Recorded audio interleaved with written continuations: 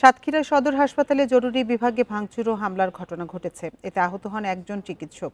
সকাল 10:30টার দিকে এ ঘটনা ঘটে। সাতক্ষীরা সদর হাসপাতালের জরুরি বিভাগে স্বাস্থ্যকর্মীরা জানান, শাহিনুর রহমান নামের এক রোগী সকালে জরুরি বিভাগে চিকিৎসা নিয়ে ইনডোরে ভর্তি হন।